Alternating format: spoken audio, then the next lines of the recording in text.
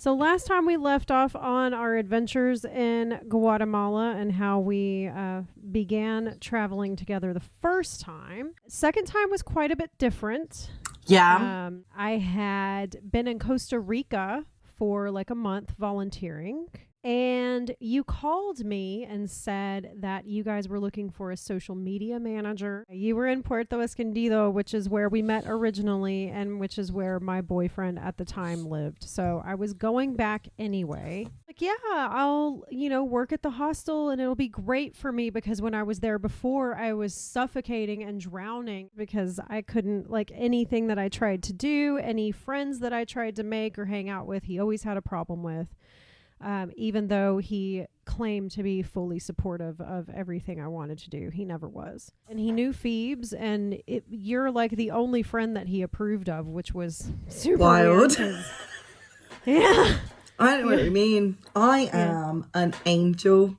So I thought it would be all good. Like, I'm working at the hostel with Phoebes. Like, surely that won't be a problem. It was a fucking problem. It was a problem immediately. The final straw was when Zach asked me. So we had a resident DJ at the hostel, our friend Zach.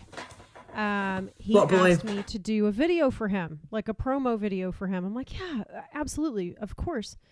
And he's like, okay, well, it'll be for this set on this day. My set is from like 1 to 3 a.m. Right. So I tell my boyfriend at the time, like, hey, the DJ asked me to do this video for him. I don't want to hear any shit about it. I'm doing it. But the day came and he was leaving to go to work. And before he walked out the door, he said, under his breath, but definitely still loud enough for me to hear, have fun with your fucking DJ. And I lost my shit. The next morning, got everything, went to the hostel, and that's when I moved in with Phoebes. And oh my God, do you remember you turned up with all your shit? Zach and I, obviously, in true tradition, hadn't gone to bed, hadn't done anything, and we were on one. We were on one. So you just joined in the on one, and then it got to like 10, and I was like, no, you can totally crash at mine. I had like work, and it got to 10 p.m, and you were like, I'm just going to crash here. I was like, yeah, you'll move into mine tomorrow. Yeah. We had a tiny little one room, just a room. It was just a room, a few shelving units, a bed. Yeah. A bed that between 3 people living there, the bed sheets would never change. It was like 70 English pounds a month. Yeah, super cheap. And then like a week later, you decide that you're going to go to Brazil with your person at the time. Yeah, so I went to Carnival, didn't I, with a load of people I met when I was in Puerto Escondido the first time round. I was only due to go to Mexico City and then back to Puerto Escondido to finish like working the season. But after a few chats, we decided, nah, you know what, let's go to Carnival. Everyone else is going to Carnival. Why shouldn't we go to Carnival? So we went to Carnival, which was great and magical. But it should be stated that this trip to Carnival was also supposed to be the beginning of like a 3 to 4 month long trip with you and your significant other at the time. So we basically planned in the weeks leading up to going to Carnival. We basically planned that he'd got himself a remote job, he can travel. And instead of letting me know that, that wasn't his vibe, but he's happy with how things were, where like he'd meet me wherever I was in the world while I was traveling. Instead of that kind of vibe, which I was happy with going on, he'd like led me down this path of being like, yeah, no, we'll travel. It'll be fine. It'll be great. We'll have a great time. But I was in Mexico City 2 days, exhausted, said goodbye to basically my family. And he was like, yeah, I have to be back in LA beginning of March. And this is the end of February. Which was like 2 to 3 weeks away. Yeah. And that was when I got annoyed. That was when I was like, this fucking bitch. So we did Carnival. We weren't great during Carnival. Like everything he did annoyed me. We lost a key. So I was stuck babysitting someone who couldn't hold that alcohol and party as well as I could. And it was just all a lot. And in that time, Jess was having a really difficult time in Puerto Escondido. in the bed that was never changed. Well, because my ex was doing psycho shit, and I won't get into any of that. I don't want to like I don't want that to be the theme of today's show, but I was going through some shit. Yeah. And so we were obviously messaging each other. We knew we could travel together. So Jess messaged me one day. I was like, I'm done with this. It's bullshit. I can't believe you did this to me. Like, I'm just here for the sake of being here now. Like, I didn't really like Brazil anyway. Like, Carnival is magical. Go if you get the chance. But the whole thing was just more stress, and everything, like, nothing was making sense in my brain. Like, there was definitely places I'd rather have been. So Jess messaged and was like, I'm either going to go home or I'm going to go to a country I've never been to, like Colombia. And I was like, bitch, I'll meet you in Colombia. Yeah, sounds good. Colombia it is. And it was like 4 or 5 days later. Yeah, I was in Colombia. Yeah, and then me and my guy at the time had this Airbnb and Carnival booked. And I was like, I'm going to stay to the end. And then it was like his birthday. I left the day before his birthday. Nice.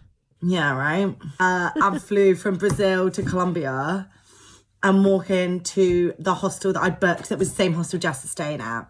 Walked in at like 1 a.m. exhausted. Yep. And Jess is just there awake, probably on like doom scrolling TikTok. Yeah. Like just waiting for me to arrive. And we sit and have a beer. And then the first full day I'm in Colombia. We were signed up to a tour to Huatape. Yeah. Did you see me say that right though? You got it. That was a good one. That was really good.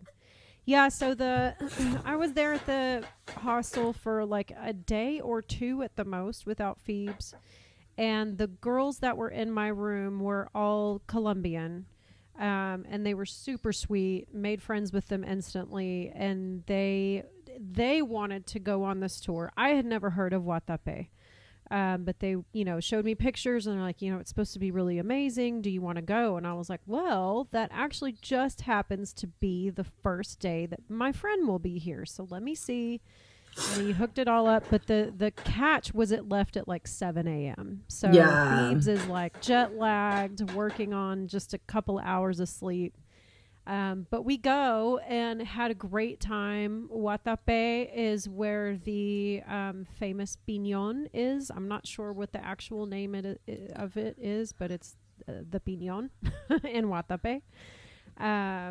And there's like 700 something steps. Remember that douchebag at the hostel that tried to tell us it was only 100 steps or something? Yeah, he was like, it was 100 odd. But he was a douchebag from the start. He had some really shitty tattoos. Yeah. Yeah, just FYI, if you have a compass tattoo, I automatically am going to judge you. Especially if it's really large. Like, I can understand, like, okay, yeah, we were all getting them, so I got one. Like, okay, yeah, whatevs. But if it's like the main, like, piece, like the same one that when you put like compass tattoo in Pinterest and it's the first one that pops up, like the black and white shaded, like this will look so cool here, and then like you just walk around and everyone has one. I remember once Isom, who's the reason we know each other, Isom and I were doing our spot the idiot, and we'd be like spot the bum bag, and we'd count how many bum bags we'd see on a night out. And once we were like, let's see how many people have the generic compass tattoo. A lot. Can we be a little more original with our travel tattoos? For instance, we have trash bags. That's our travel tattoo. Yeah, we do. That is our travel tattoo. And do you know what I remembered the other day? I can't remember what I was listening to a podcast while I was working, and it said something, and then it said, oh, when they tell you to seek discomfort, and then the moment you got that tattoo, and then forgot you got that tattoo, yeah, and then forgot you got that tattoo for days after, just came flooding back to me. I still forget that I have it. I know, I thought you would. Yeah, somebody pointed it out to me the other day. They were like, what does the smallest tattoo in the world say? And I was like, what? Well, she was pointing to this one. So I told her about this one, which is our tattoo that we got with our friend Cindy in Cali, Colombia, which says, Voy a conquistar el mundo. which means I'm going to conquer the world, which sounds really stupid, but there is a story behind it. But we'll save that for another day. We'll save keep that you for on edge. another podcast. But then she asked me about this one too, and I was like, "Oh shit, I have that tattoo." Yeah, because that was the same night we convinced that Scottish lad to get cheeky tattooed on his butt cheek. Yes, which was awesome. Good times. Anyway, Mems. we're getting ahead of ourselves, as we are prone to do. So yeah, we went on the Watape tour. Went up the Piñon, which is not just 125 steps. I think it's like 700 something. Oh, it was a lot of steps. But we got there, we took some pictures, and I was like, if I don't get a beer into me. Well, see, the I'm a beef piss. Significance of the steps is that's where we met Poppy. No, so we met Poppy outside a bus on one of the stops. Poppy had noticed us. I have to make it sound like someone's noticed me. Poppy had noticed us and our hilarious existence. And basically, we were getting off a coach and he was like, these girls are hilarious, but they obviously don't have the first clue on anything. So he basically just started wandering around with us and we were like, sick, cool. Yeah. And then it turns out, great man. Yeah, great man to have around. We've been texting with him today. So yeah, we met Poppy and we call him Poppy because he became our first daddy. Of this trip? No. Of this trip. Oh my God. I'm so sorry. He became our first daddy on this trip. We had a daddy in Guatemala. OG. OG daddy. And when we say daddy, we don't mean like we're not, there is no sexual things going on in these relationships. It is strictly platonic. We just somehow always seem to find these very reasonable, level-headed men who are fluent in Spanish, who just like to be around us because we are hilarious. Yeah. The way I explain it, because like I love when I'm like voice noting someone or like messaging like gay daddy or whatever, and like they'll be like, what are you doing? And I'm like, oh, I just messaging gay daddy or like OG daddy or like pappy. And they'll be like, they'll look at me and I'm like, so these men with their lives together from the ages of like 22 to like 40, right? They'll see Jess and I wandering around a foreign country and being like, they need some help. They need help. So what they do, and they don't mean to, is they end up adopting us. After the boat trip, the trip around a village, climbing some stairs, climbing back down the stairs, and trip to the church, not in that order. We get back on the bus for like a 2-hour journey back to our hostel. So the deal was, if we're able to take a nap on the bus, then when we get back to the hostel, we're going to get ready to go out. If we don't sleep, then I don't even know what the deal is. Because we ended up going out anyway. We go to the ball pit bar, which was super fun. You don't think that you might die in that ball pit? Because which I feel... was once a swimming pool? Oh my God, it was terrifying. There's literally a video where like my head literally disappears. Yes. And honestly, like you feel like you're being suffocated by these plastic balls. And I don't remember it being that terrifying when I was a kid. But then in fairness, what this bar had done is basically drain out a normal swimming pool that was like one layer, like one depth all throughout the swimming pool. And instead of putting like water or something in it, they put like those plastic balls from like a kid's soft play, whatever you call it in America. Yeah. Kid soft play. So it was like that deep, right? Like, yeah, like a legit, like 5 feet deep. Yeah. And it was terrifying. It's absolutely terrifying. And you don't think that it's like you, oh my God, a giant ball pit. It's like I'm a kid again. Nah, man. No, it's not the same shit. Fighting for your life in there. And actually, we took some other friends there a few weeks later and one of them lost their phone in there, so they both jumped in. Right. They both jumped in and were moving these balls about. And guess what? Like the phone gods were on their side because they found the phone. He fucking. I would have given up. Same. I would be like, you know what? The Same. Bulls have it now. It's theirs. But it was such a dramatic thing because I think it was like a brand new like iPhone 13, which at the time was the latest one. Yeah, it was the latest iPhone. So yeah, I mean that's like $1,200 sitting at the bottom of that pit. So now everyone's focused on him. If I remember correctly, someone managed to get a video of his facial expression changing. Yeah, like of him looking like he was having fun and then suddenly it changed. Yeah, beware if you go to Medellin. Definitely do it to say that you've done it, but don't have anything important on you. Don't take your phone in that thing, and just beware that you might die. You might die. It's called Octavia, yeah, something like that. Something like that, yeah. It definitely starts with an O. It's in Poblado. And it's a few doors down from that bar that says, you post the picture of it on your story and I can't actually remember what it says, but it says something. Living the dream in Medellin. Thank you, yeah. I was like, it says something rhyming in Medellin. Yeah. Medellin is a fantastic city, by the way. 10 out of 10 recommend. We ended up staying in Medellin a lot longer than we anticipated, which really happens to us a lot when we find places that we like. It's very on brand, I would say. Yeah. It's very on brand. It's very on brand. I like to call it getting stuck places, and it's very on brand. Very on brand. But Medellin's lovely. It really is a great city. There's something for everyone.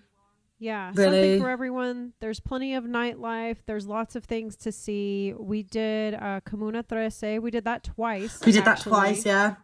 Because we did... The first time, we randomly found... Brooklyn, that's his name. I was actually thinking about him today. So shouts out to Brooklyn and Comuna 13. Whoa. So for people who don't know, Comuna 13 is... So there is, a long history of Medellin, obviously being that Pablo Escobar, is from Don't Medellin. do that tour though. Because I don't know the very, very specifics of it, because it was all explained to me in Spanish on this tour, which my Spanish is okay, but, not enough to like tell the story of actually what happened. But people of the area decided to make it an art community. So there is beautiful art everywhere in the streets of Comuna 13. There's graffiti and different people selling things, selling clothes that they made, selling prints. It's all very unique. Lots of music, rappers. It's all very eclectic, and it's really, really, really cool area. We liked it so much that we took our friend Ferry there. Yeah. So whenever he came. So after Pappy left, Pappy went to Cali. Going back, Pappy went to Cali, which is the salsa capital, which we went to later. And he went there, and we were like, "What are we gonna do?" We were like, "No, I like Medellin. There's so much to do." So we got a really nice Airbnb. Yep. We each got our own bedroom. It had a lounge, kitchen. We had a great time. I was introduced to Fruit Loops. It was a moment for everyone involved. Yeah. Oh, I forgot about that. Yeah, Phoebes didn't know what Fruit Loops were. It changed her life. So Pappy left. We'd done the Camino Traze tour. And then Ferry, who was a DJ in Puerto Escondido, who is from Barcelona, he was messaging both of us. And we were like, well, why don't you just come stay at our Airbnb? Like, we have a bed and a sofa that no one's sleeping on. Like, sound. And then he arrived and we just got fucked up and went out for the night. In true tradition. And then one of the days he was like, oh no, what is there to do? And we were like, do you know what? We went to Comuna 13 and it was great. We had a great time. Great. Let's go back. So we took him back to Comuna 13 and we had a great time. But instead of going straight there, we just got on the...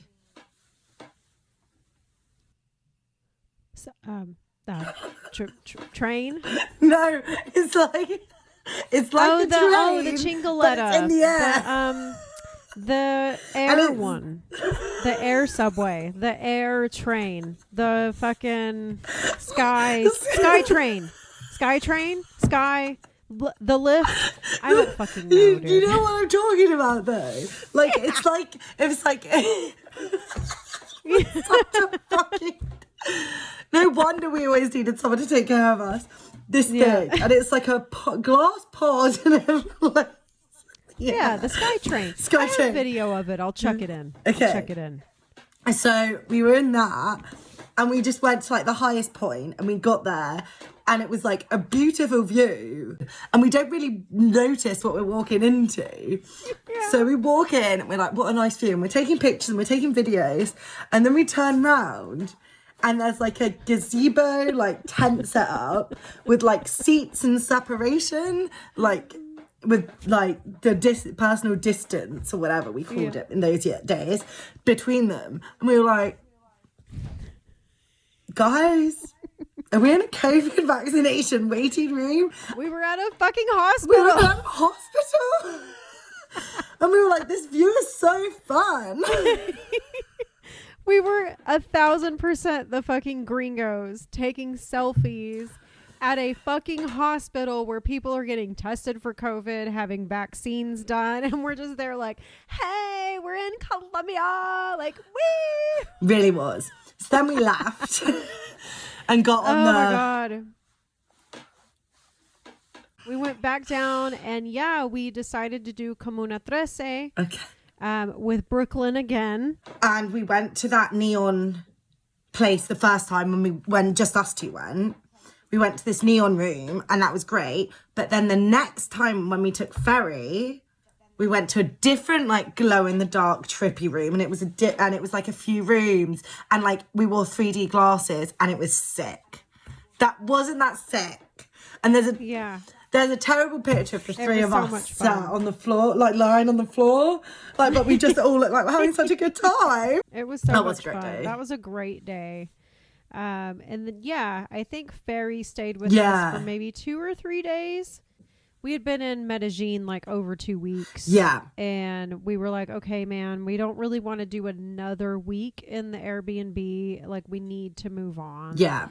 And everyone had been talking about Salento. So we were like, okay, let's go to Salento. And then we hung out with Brett and Anchor. And we ended up on the pub crawl that we didn't want to go on. Yeah. And I got smashed. I mean, like, bad. And we had to take a bus ride the next morning to Salento. Yeah, we did. That was an experience, man. And that's where we're gonna leave it off for now. What a bus journey that was. Like, let's be honest. Quite an adventure. We will pick up on the massively hungover bus ride to Salento. And Salento later. What do you say, Phoebes? What's your closing line? If you liked it, tell your friends. If you hated it, tell your enemies. There it is. Peace.